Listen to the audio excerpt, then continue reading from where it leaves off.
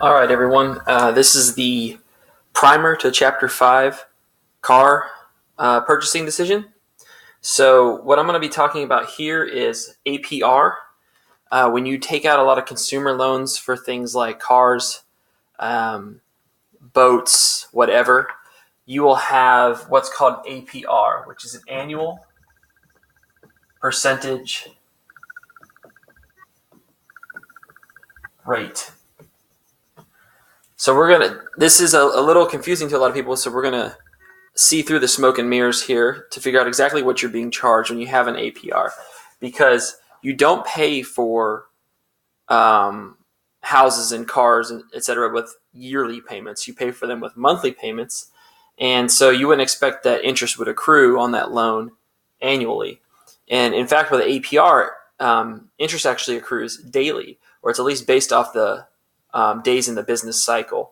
So we're going to look at what an APR, or how an APR actually works for 1 month of interest. So let's suppose that we have an APR of 6%.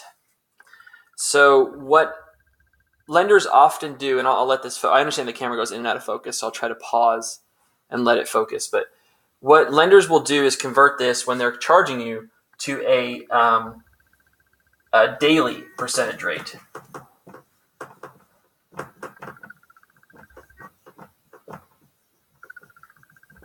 A daily percentage rate.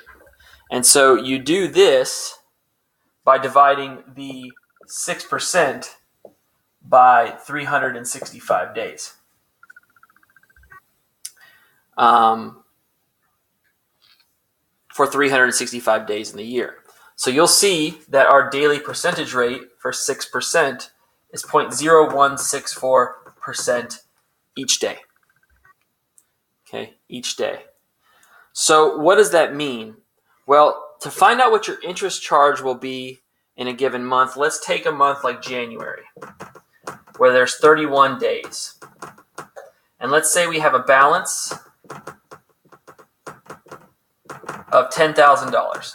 So maybe we bought the car for $10,000 with our Christmas money, and so there's 31 days in the month. What are we going to get charged for interest at the end of the year? Well, the way this works, to compute your interest charge, you're going to take the balance, you're going to multiply this times the daily percentage rate, and then we're going to multiply this by the number of days in the billing cycle. So if you are billed monthly and you pay a payment monthly, then there's going to be the number of days in the month here. And so the reason why they convert an APR to a daily percentage rate is not every month has the same number of days in it. And so they want to make sure that they are charging you for the correct amount of time that you owe them money. And so, what would our interest charge here be then? Well, we have a balance of $10,000. Our daily percentage rate is 0.0164%, but we need to convert that to decimal to be able to compute the interest. So 0.000164 percentage points. And then we can multiply this by 31, which is the number of days in the business cycle, or in the billing cycle. So doing this, we'll get $50.84. You could go and verify and do this for February, and you would see that you would have a smaller interest charge for February. That's because you borrowed for fewer days in February than you did in January. 28 days February.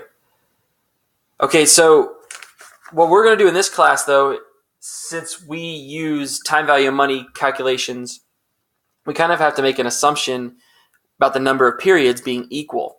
Because in our calculator we put n equals 12 if there's 12 months in a year, right?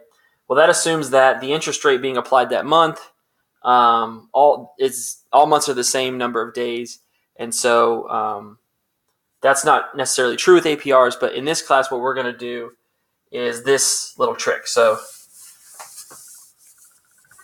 since we can't do a daily percentage rate, we're going to remember that was $50.84.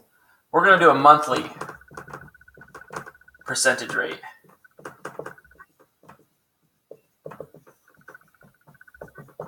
And your lender might do this, right? They might not have a daily percentage rate. You'll have to look at the terms of the loan. But we're going to do monthly percentage rate in here. In fact, your textbook also does a monthly percentage rate. So if I want to compute my interest with an APR and a month, and we're going to do monthly percentage rate, what would that look like? Balance times what?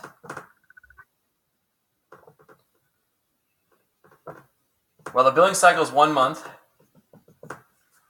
We would take our 6% interest and divide by 12, the number of months. See, this would give us our monthly percentage rate. And so in January, instead of multiplying our daily rate times 31, we're just going to get one monthly percentage rate for every month within the month. And so what that would look like is $10,000 again times 0.0005. And so that's going to give us $50 even. And so you see that we're close, right? 50 versus 50.84. So we're going to be very close on our loan payments within change. And I think that's fair given the computing powers our calculators offer us. So anyway, point of this lesson, whenever you see APR, annual percentage rate, you need to look for how interest is applied each month. And the lender will specify how they break down that APR, whether it's a daily percentage rate or a monthly percentage rate. Either way, you're going to have to divide the rate by the number of periods in which they apply it. And so if it's 365, you'll divide by 365, and then you'll have to multiply by the number of periods within your billing cycle. So if it's days, it's going to be the number of days in the month. In this class, it's going to be very easy for us. We're going to work with balances. We're going to work with monthly percentage rates. And so like if you're thinking about putting this into the calculator, that I over Y button, that's going to have the 6%. Remember, we put it in there as a whole number divided by 12.